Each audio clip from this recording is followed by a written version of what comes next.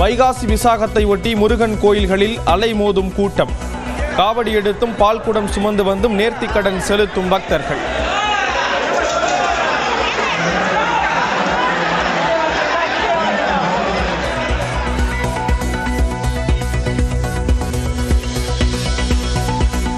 இரண்டாயிரத்து 26 பாஜக அதிமுக கூட்டணி தமிழ்நாட்டில் ஆட்சி அமைக்கும் என உள்துறை அமைச்சர் அமித்ஷா உறுதி.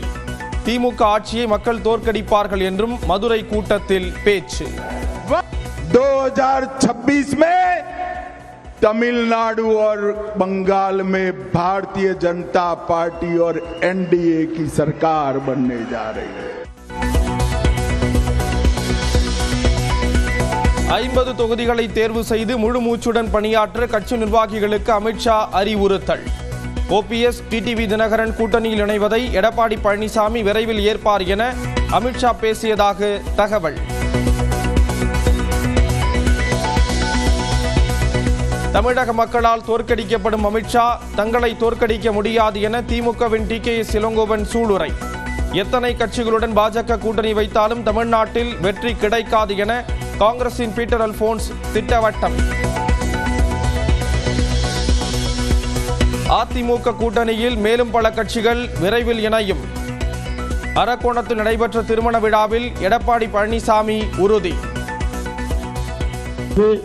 இன்னும் பல கட்சிகள் விரைவாக அனைத்து இந்திய அண்ணா திராவிட முன்னேற்ற கழக தலைமையிலே இடம்பெறும், கூட்டணியிலே இடம்பெறும்.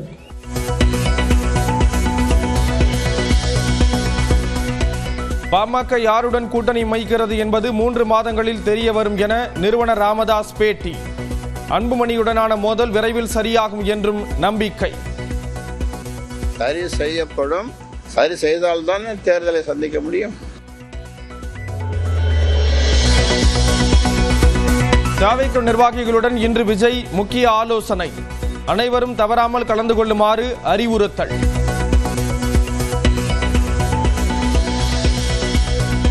கேரளாவுக்கு சுற்றுலா சென்றபோது அருவி அருகே பாறை இடுக்கில் சிக்கிய மதுரை இளைஞர். மஞ்சுமல் பாய்ஸ் படபாணியில் ஊர் மக்கள் உதவியுடன் கயிறு கட்டி மீட்ட நண்பர்கள்.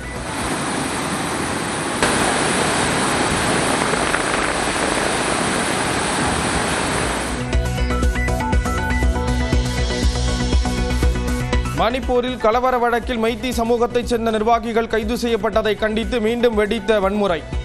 முன்னெச்சரிக்கை நடவடிக்கையாக பல்வேறு நகரங்களில் இணைய சேவை துண்டிப்பு. வைகாசி விசாகத்தை ஒட்டி தமிழ்நாடு முழுவதும் முருகன் கோயில்களில் பக்தர்கள் காவடி எடுத்தும் அலகு குத்தியும் நேர்த்தி கடன் செலுத்தினர். முருகப் பெருமான் அவதரித்ததாக கருதப்படும் வைகாசி விசாக நட்சத்திர நாளானது விசாக பெருந்திருவிழாவாக கொண்டாடப்படுகிறது. அதன்படி வைகாசி விசாகத்தை ஒட்டி திருப்பரங்குன்றம் சுப்பிரமணிய சுவாமி கோயிலில் அதிகாலையில் நடை திறக்கப்பட்டு சிறப்பு பூஜை நடைபெற்றது. இதில் திருப்பரங்குன்றம், மதுரை, திருமங்கலம், உசிலம்பட்டி, சோழவந்தான் உள்ளிட்ட பல்வேறு பகுதிகளிலிருந்து பல்லாயிரக்கணக்கான பக்தர்கள் பால்குடம் எடுத்து கிரிவல பாதையை சுற்றி வந்து முருகப்பெருமானுக்கு அபிஷேகம் செய்து வழிபட்டனர்.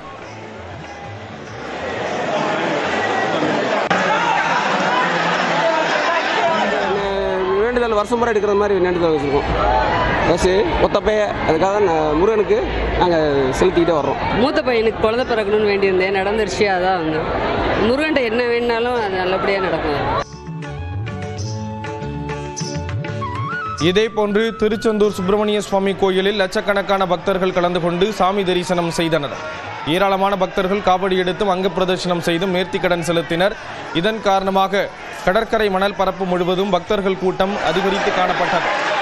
வைகாசி விசாகத்தை ஒட்டி தூத்துக்குடியில் இன்று உள்ளூர் விடுமுறை அறிவிக்கப்பட்டுள்ளது.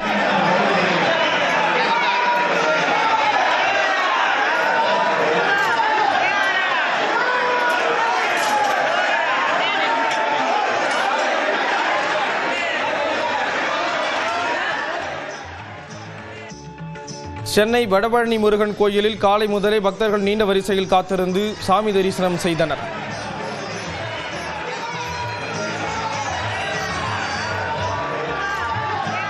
அரேஞ்ச்மெண்ட்டும் நல்லா அழகா இருக்கு. லைன் போறதும் நல்லா வேகமா போற மாதிரி இருக்கு. நல்லா இருக்கு மேடம். இன்னைக்கு கொஞ்சம் கம்மியா இருக்கு தைப்பூசத்தோட. ஃபர்ஸ்ட் நிறைய இருக்கும், இன்னைக்கு தைப்பூசத்தோட இன்னைக்கு கம்மியா இருக்குன்னு ஃபீல் பண்றேன். இந்தியாவில் இணைய சேவை வழங்குவதற்கு இலான் மஸ்கின் ஸ்டார்லிங்க் நிறுவனத்திற்கு மத்திய அரசின் தொலைத்தொடர்புத்துறை அனுமதி அளித்துள்ளது. இந்நிலையில் ஸ்டார்லிங்க் இணைய சேவை அறிமுகம் குறித்து வரைகலை மூலம் பார்க்கலாம். இந்தியாவிலையும் இனிமே ஸ்டார்லிங்கை பயன்படுத்துறதுக்கான வாய்ப்பு என்பது அமைந்திருக்கு. அதாவது இணைய வளர்ச்சியில இது ஒரு புரட்சி அப்படின்னு கூட நாம சொல்லலாம். அதாவது செயற்கைக்கோள் மூலமா நாம இனிமே இணைய வசதி பெற முடியும் அப்படின்றதுதான் இதனுடைய அர்த்தம். அதாவது இப்போ இந்தியாவில் அனுமதி கொடுத்திருக்காங்க. ரிலையன்ஸ் ஜியோ நிறுவனம், ஒன் வெப் நிறுவனம், இவங்க எல்லாமே ஏற்கனவே இன்டர்நெட் வசதிக்கான லைசன்ஸ் வச்சிருக்காங்க. இவங்களோட ஸ்பேஸ்எக்ஸ் நிறுவனம் இணைந்து இந்த இணைய வசதியை நமக்காக கொண்டு வர இருக்காங்க. அதற்கான முதற்கட்ட அனுமதி தான் இப்போ கிடைச்சிருக்கு. இதை பொறுத்த வரைக்கும் நம்ம ஏற்கனவே எப்படிலாம் இன்டர்நெட் யூஸ் பண்றோம்னு பார்த்தோம்னா, செல்லுலார் டவர்ஸ், அங்கங்க டவர் அமைச்சு அது மூலமா கனெக்ஷன் எடுக்கிறோம். இல்லை அப்படின்னா ஃபைபர் ஆப்டிக் கேபிள், அதாவது பூமிக்கு அடியில் கேபிள் பதிச்சு அது மூலமா இன்டர்நெட் சேவையை எடுக்கிறோம். இதுல ஃபைபர் ஆப்டிக் சேவை தான் நமக்கு நிறைய ஸ்பீடை கொடுக்கக்கூடியதா இருக்கு. இது எல்லாத்தையும் மிஞ்சினதா தான் ஸ்டார்லிங்க் சேவை இருக்கும். அதாவது சேட்டலைட் மூலமா இணைய வசதி பெறுது. இது எப்படி வேலை செய்யும் அப்படின்னு பார்த்தோம்னா, பூமியில இருந்து 500 முதல் 2000 கிலோமீட்டர் தொலைவில் நிறைய சேட்டலைட்கள் அமைக்கப்பட்டிருக்கும். இதுல இருந்து தான் நாம கனெக்ஷனை பெற போறோம்.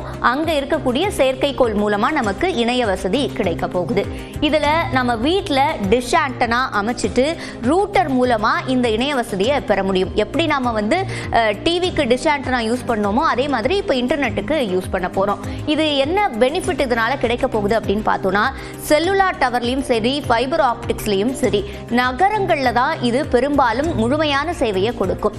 ஆனா இந்த செயற்கைக்கோள் மூலமா பெறக்கூடிய இணைய வசதி அப்படின்றது ரிமோட் ஏரியாஸ்லையும் நமக்கு முழுமையான இணைய வசதியை கொடுக்கக்கூடியதா இருக்கு. அதனால தான் இது சிறப்பு வாய்ந்ததா இருக்கு.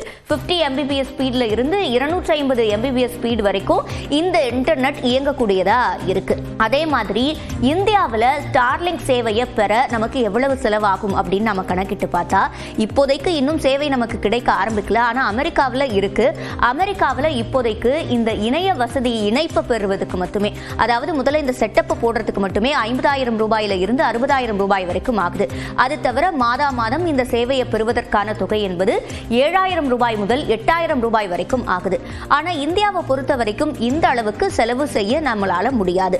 அதனால மிக குறைந்த விலையில இந்த சேவையை கொண்டு வரணும் அப்படின்றது தான் நோக்கமா இருக்கு. குறிப்பா சொல்லணும்னா, ரிமோட் ஏரியாஸ்ல கொண்டு வரணும், ரிமோட் ஏரியாஸ்ல இருக்கிறவங்களுக்கு ஆன்லைன் படிப்புகளை கொண்டு சேர்க்கணும் அப்படின்ற ரீதியில மிக குறைந்த விலையில இதை கொண்டு வரதுக்கான திட்டமிடல்கள் நடந்துகிட்டு இருக்கு. பாமக நிறுவனர் ராமதாஸ் மற்றும் மகன் அன்புமணிக்கு இடையிலான உரசலை சரிப்படுத்த தீவிர முயற்சிகள் மேற்கொள்ளப்படும் நிலையில் விரைவில் நல்ல செய்தி வரும் என ராமதாஸ் தெரிவித்துள்ளார். நல்ல செய்திகள் விரைவில் வரும். அரசியலுக்கு வயசு கிடையாது சொல்லுவாங்க. கூட்டணி யாரோடு தனது மூத்த சகோதரி காந்திமதியின் மகன் முகுந்தனுக்கு பதவி தந்ததை பற்றி புதுச்சேரியில் நடைபெற்ற பாமக பொதுக்குழு கூட்ட மேடையில் அன்புமணி ராமதாஸ் விமர்சித்த போது கட்சிக்குள் நீர் ஊத்த நெருப்பாக இருந்த மோதல் பகிரங்கமாக வெடித்தது. மகனை கட்சித் தலைவர் பதவியில் இருந்து நீக்குவதாக ராமதாஸ் அறிவிக்க அது முதல் வார்த்தை மோதல்கள் தொடர்ந்து வருகின்றன. தந்தை மகன் இடையேயான மோதலை சமாதானப்படுத்தும் முயற்சியில் கட்சியின் மூத்த நிர்வாகிகள் ஈடுபட்டுள்ள நிலையில் சென்னை அபிராமபுரத்தில் உள்ள இளைய மகள் கவிதா இல்லத்தில் ராமதாஸை முகுந்தனும் அவரது தாயாரும் சந்தித்தனர். பின்னர் செய்தியாளர்களை சந்தித்த ராமதாஸ், முகுந்தனுக்கு மீண்டும் கட்சியில் பொறுப்பு தருவது குறித்து தற்போது எதுவும் தெரிவிக்க முடியாது என்றார். தொடர்ந்து பேசிய அவர், நாட்டை முன்னேற்றுவதற்காக உழைக்கும் பிரதமர் மோடிக்கும் அமித்ஷாவுக்கும் வாழ்த்துக்களை தெரிவித்துக் கொள்வதாக ஒரு கேள்விக்கு பதிலளித்தார். மரியாதைக்குரிய மோடி அவர்கள் எனக்கு நெருங்கிய நண்பர். இப்பொழுது இருக்கிற பிரைம் மினிஸ்டர், ஹோம் மினிஸ்டர் அவர் நான் சந்தித்ததில்லை, ஆனாலும் அவரை பற்றி கேள்விப்பட்டிருக்கிறேன். அவரும் ஒரு பெரிய இந்தியாவை முன்னுக்கு முதல் நம்பராக உலக அளவில் கொண்டு போகணுன்றதை அவரும் ஹோம் மினிஸ்டரும் பிரைம் மினிஸ்டரும் சேர்ந்து செயல்படுகிறார்கள். அதனால் அவர்களுக்கு நம்முடைய நல்வாழ்த்துக்களை தெரிவித்துக் கொள்கிறேன். தொடர்ந்து பேசிய அவர் நல்ல செய்திக்காக காத்திருப்பதாக கூறினார். நல்ல செய்திகள் உங்களுடைய வாழ்த்துக்களோடு விரைவில் வரும். அந்த நாளுக்காக நீங்களும் நானும் காத்திருக்கலாம். விரைவில் வரும். ஆனால் இங்கிருந்து வருமா தோட்டத்தில் இருந்து வருமானது தெரியாது, எனக்கும் தெரியாது, உங்களுக்கும் தெரியாது. மேலும் வயது என்பது வெறும் எண்தான் என்றும் அரசியலுக்கு வயது ஒன்றும் தடையில்லை என்றார். அரசியலுக்கு வயசு கிடையாதுன்னு சொல்லுவாங்க. அரசியலுக்கு வயசு கிடையாது. கலைஞர் 94 வயசு வரைக்கும், 95 தெரியல, அவர் வயது கிடையாது. சக்கர நாற்காலியிலே இருந்து முதலமைச்சர் இருந்தார் கலைஞர். அன்புமணி தன்னை சந்தித்த போது என்ன பேசிக்கொண்டோம் என்பது பற்றியெல்லாம் கூற முடியாது என்றும் ராமதாஸ் தெரிவித்தார். சார், முன்னாள் மத்திய அமைச்சர் அன்புமணி ராமதாஸ் வந்து தைலாபுரத்தில் சந்திச்சாரு. அப்ப என்ன பேசுனீங்க சார்? பின்னர் இரவில் செய்தியாளர்களை சந்தித்த ராமதாஸ் தனக்கும் அன்புமணிக்குமான பிரச்சனை விரைவில் சரி செய்யப்படும் என்றார். சரி செய்யப்படும், சரி செய்தால்தான் தேர்தலை சந்திக்க முடியும். முன்னதாக ஆடிட்டர் குருமூர்த்தியை தைலாபுரம் தோட்டத்திலும் சென்னையிலும் சந்தித்ததாக கூறிய ராமதாஸ் கூட்டணி குறித்து இப்போதைக்கு எதுவும் முடிவு செய்ய முடியாது என்றார். கூட்டணி யாரோடு, எப்போது, எப்படி, ஏன், இந்த கேள்விக்கெல்லாம் இப்பொழுது சொல்ல முடியாது. எப்படியும் ஒரு 2 மாதம் 3 மாதத்துல அது தெரிய வரும். தந்தை மகன் இடையே சமரச முயற்சிகள் தீவிரமாகி உள்ள நிலையில் இருதரப்பிலும் சமூக வலைத்தள பக்கங்களில் இருந்து பதிவுகளை நீக்கி வருகின்றனர்.